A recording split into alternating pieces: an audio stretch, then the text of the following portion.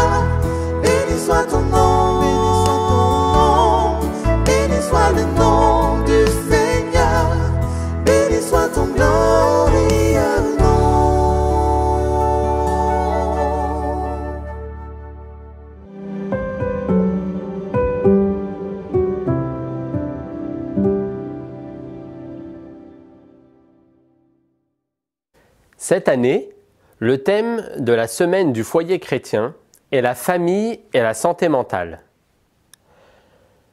Les familles du monde entier sont actuellement remplies d'une quantité de personnes qui vivent chaque jour l'angoisse, le désespoir et les soucis. Les derniers événements mondiaux y sont pour quelque chose. On peut bien entendu citer la pandémie de la Covid-19 qui a exacerbé les tensions au sein de nos familles.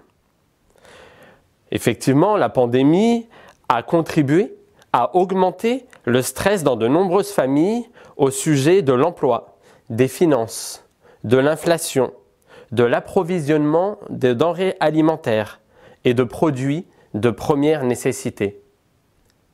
S'ajoutent à cela les graves conflits actuels éclatant dans de nombreuses régions tout autour de la planète.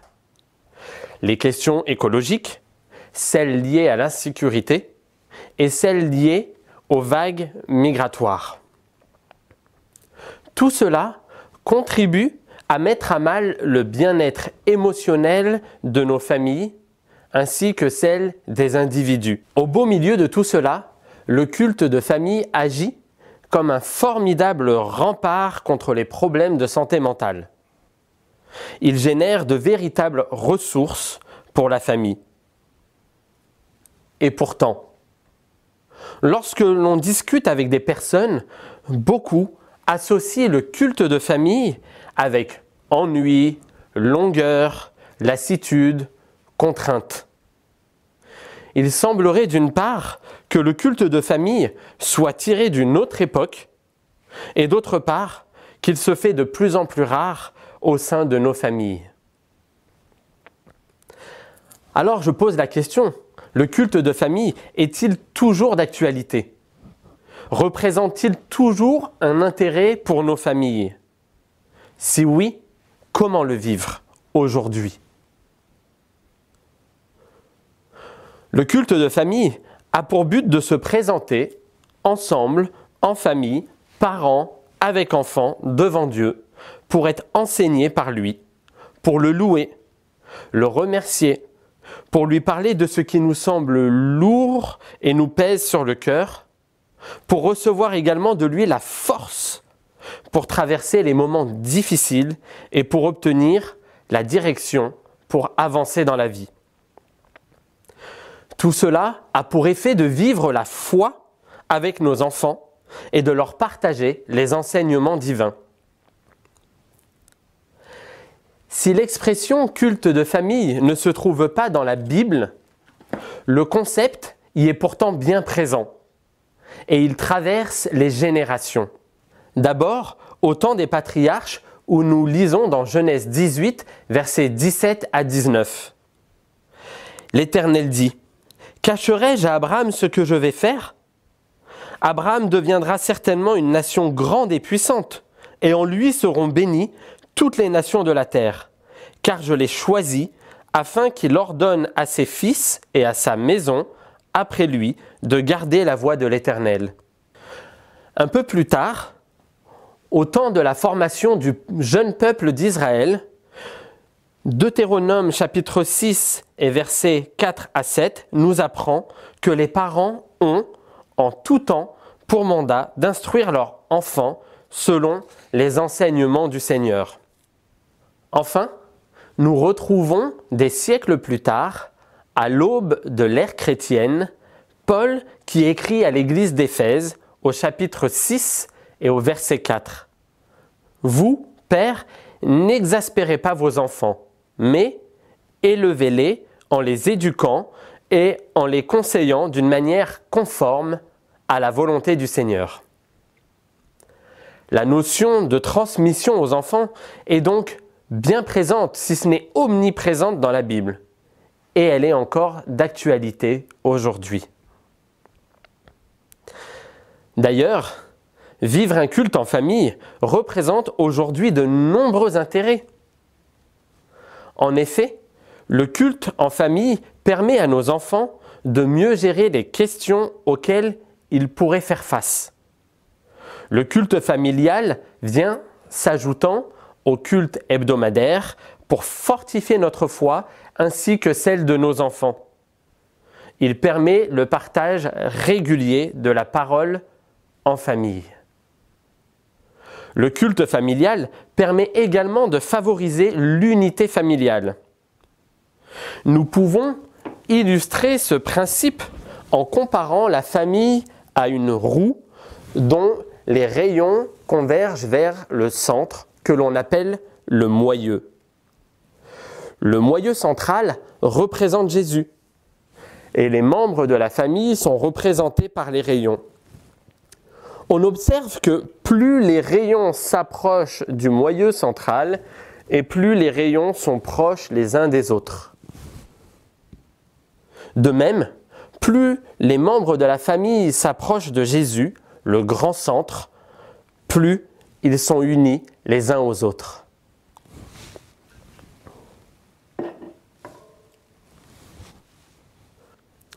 Le culte familial est aussi une merveilleuse occasion de former de jeunes et futurs disciples. Je me souviens encore de la réaction enjouée de mon fils aîné de 10 ans lorsque le vendredi matin, je lui ai demandé s'il accepterait de préparer le culte pour le soir. Je dois concéder en tant que pasteur que ce fut l'un des cultes les plus mémorables que nous avons vécu en famille.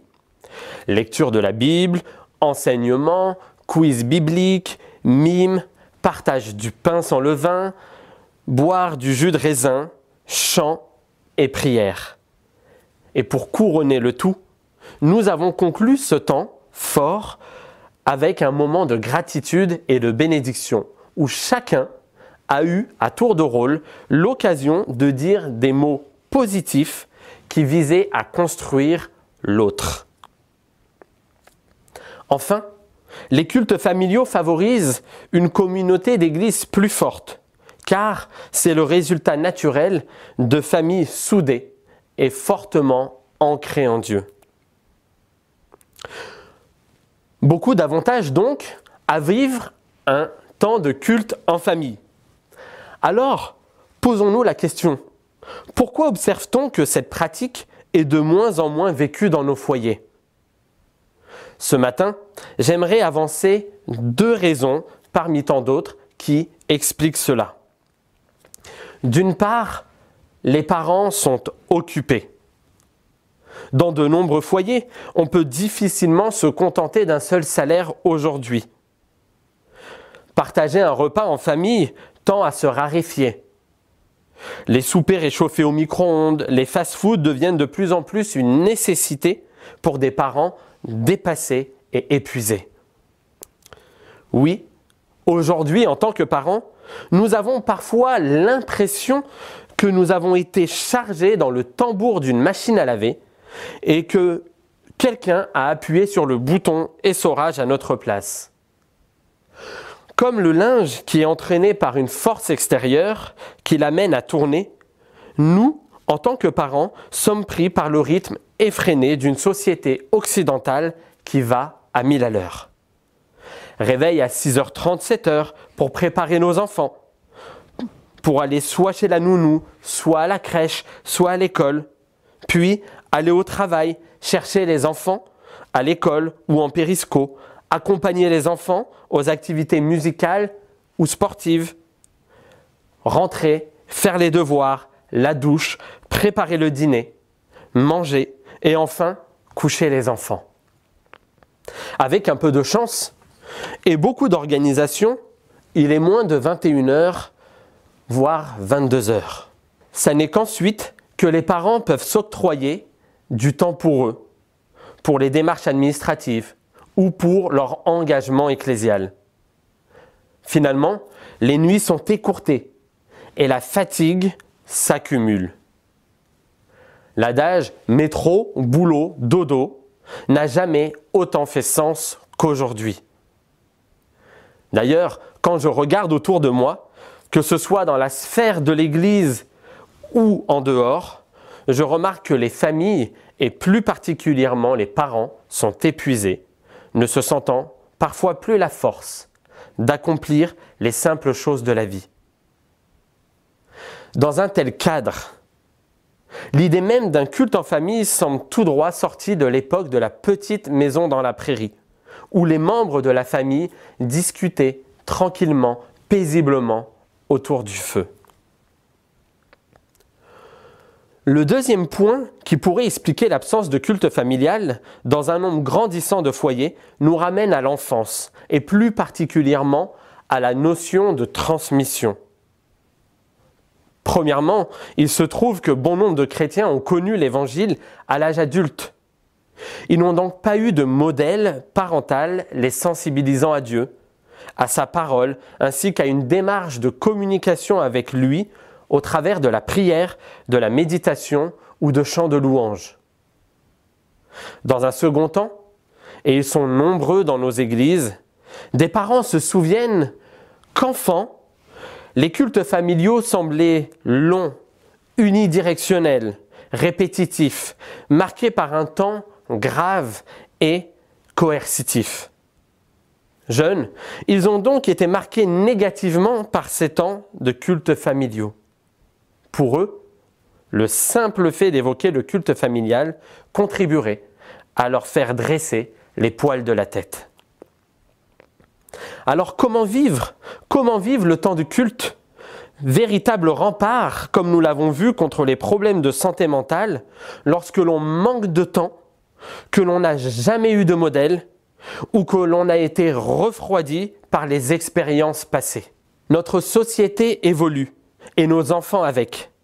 Et je crois qu'il ne faut pas avoir peur d'oser le changement, changer de paradigme pour nos cultes de famille.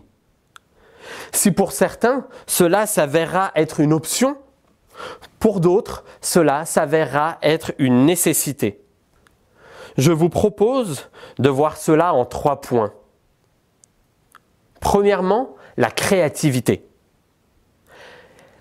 Déjà, au XIXe siècle, Ellen White indique qu'il y a de la place pour de nouvelles méthodes, pour faire autrement en matière d'évangélisation. Voici ce qu'elle dit dans son livre « Évangéliser » à la page 120.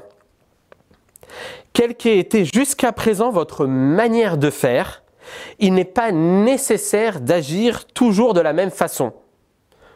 Dieu veut que des méthodes nouvelles et inédites soient mises en œuvre. Manifestez-vous parmi les gens, prenez-les par surprise. Ce texte concerne aussi l'éducation spirituelle de nos enfants. En effet, trop souvent, nous considérons que nos enfants, dès les premières années de leur vie, sont déjà convertis. Mais la réalité de nos familles indique que ce n'est pas le cas. Nos enfants ne doivent-ils pas être eux aussi évangélisés? Cette citation d'Ellen White n'est-elle pas aussi une invitation à l'expérimentation? Proposer de nouvelles choses à nos enfants et retenir celles qui marchent. Dans ma famille, je n'ai jamais pu reproduire le modèle du culte familial vécu en tant qu'enfant. Ceci pour 2 raisons.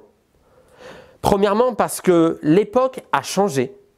Et deuxièmement, parce que mes enfants ne sont pas moi. J'ai trop souvent fait les choses par mimétisme, sans tenir compte de la singularité de mes enfants. Il a donc fallu que mon épouse et moi nous réinventions constamment. À l'image d'un archer qui part à la chasse avec plusieurs cordes à son arc, il nous a fallu arriver au temps de culte avec un sac rempli d'idées différentes, proposant une chose qui fonctionnait jusqu'à la remplacer par une autre idée ou un autre support parce que la première ne les intéressait plus. N'hésitons pas à varier les formes de prière. Prière à la bougie, la prière à 5 doigts, la chaîne électrique où on se tient la main. Apportons une dimension supplémentaire à nos cultes en profitant de ce temps pour offrir à nos enfants un vrai temps de qualité. Le culte pourrait par exemple prendre la forme d'un temps de discussion où chacun pourrait simplement parler de sa journée et souligner 3 choses qu'il a aimées. Ce temps pourrait être conclu par un temps de gratitude. N'hésitons pas aussi à prendre les plus jeunes dans nos bras et de leur dire que nous les aimons. Varions les enseignements. Tantôt ce sera un texte biblique, tantôt un dessin animé suivi d'une discussion, tantôt un témoignage inspirant. Nos enfants ont besoin de passer des temps fun avec nous. Jouez à des jeux de société avec eux. Faites des mimes pendant le temps de culte. Riez. Variez également les lieux. Un jour ce sera dans le salon, mais un autre jour dans le jardin ou dans un parc public. L'autre fois dans la voiture. Et enfin une autre fois, ça pourrait être par exemple dans la chambre de votre enfant, sous la cabane qu'il aura confectionnée. Le deuxième point pour renouveler notre culte est la flexibilité.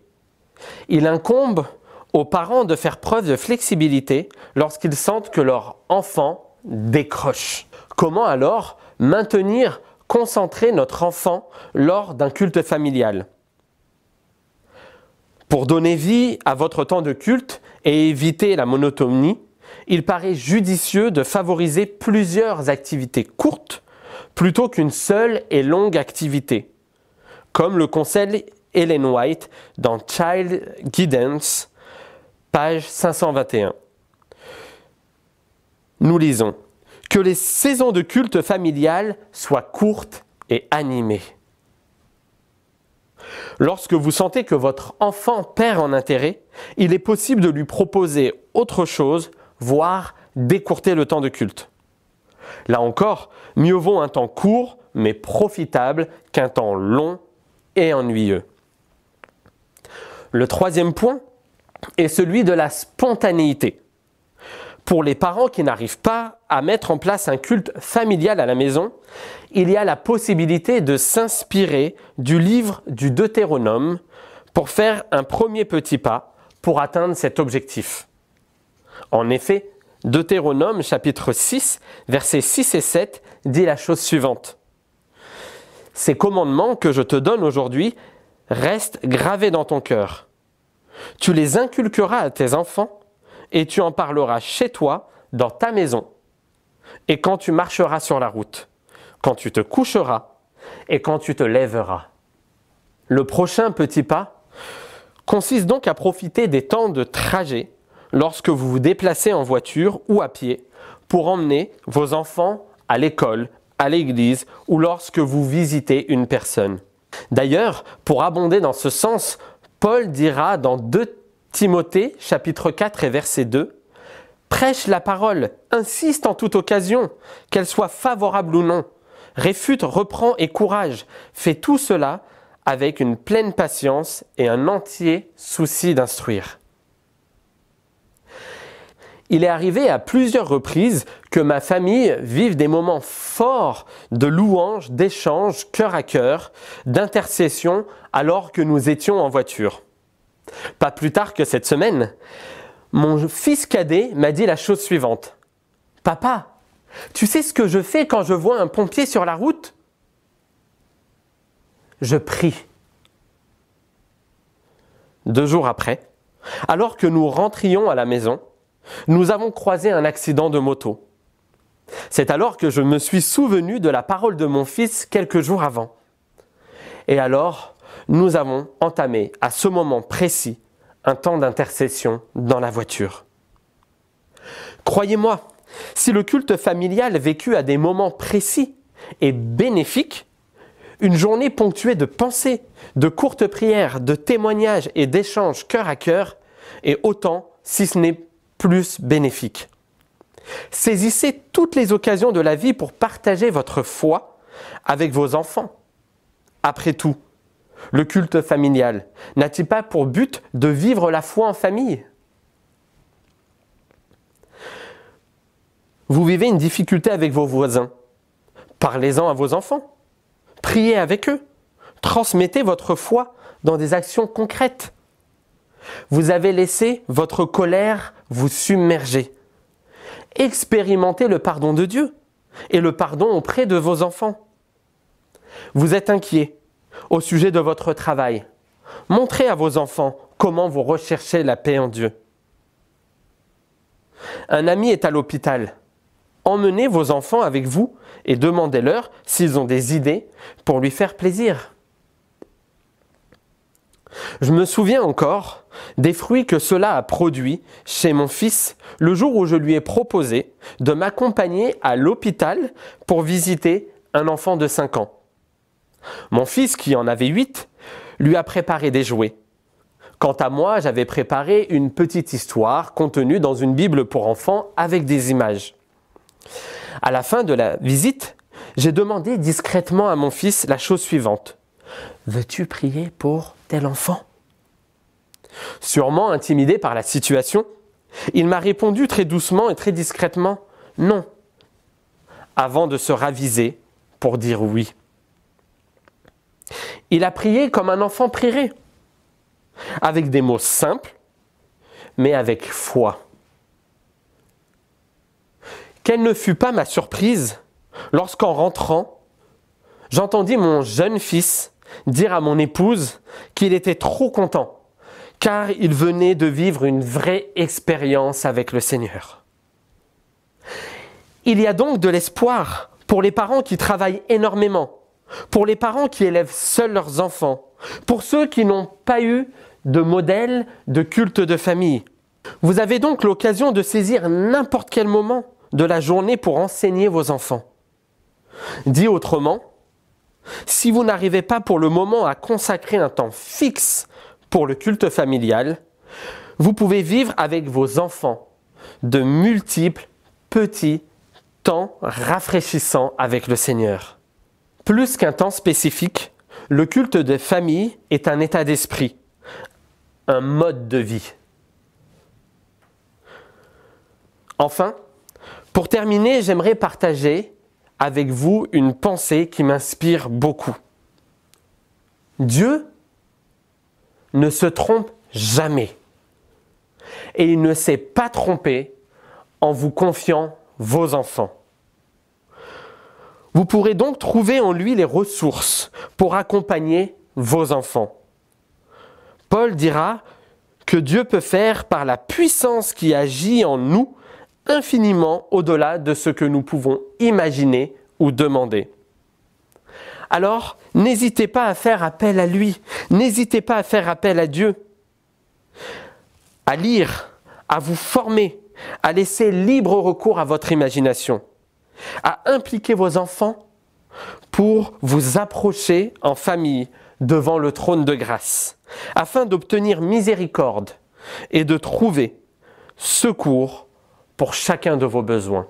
Merci à Fred pour ce temps de réflexion. Pour entrer dans les détails, je vous invite à regarder tout au long de cette semaine notre émission présentée par Frédéric Reimann et Sophie Reimann sur le thème famille et santé mentale. Bon sabbat à tous et à la semaine prochaine.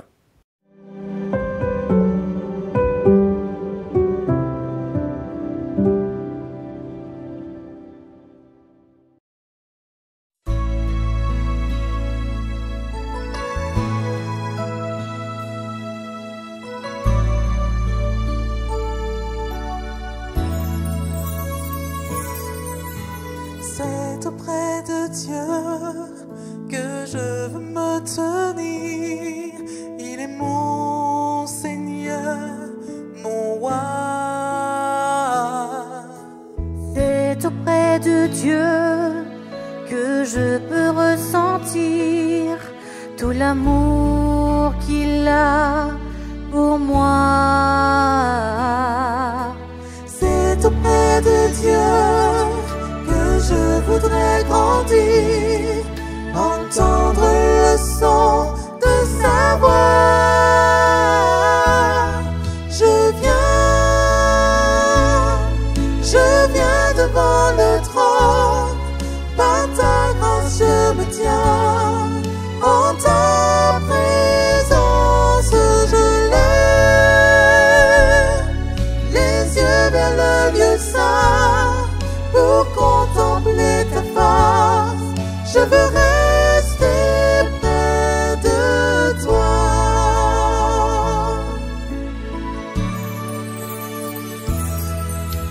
C'est auprès de Dieu que je veux me tenir. Il est mon Seigneur, mon roi.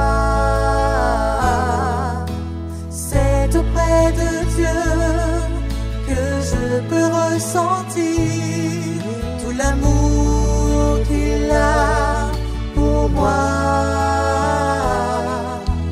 C'est auprès de Dieu que je voudrais grandir, entendre le son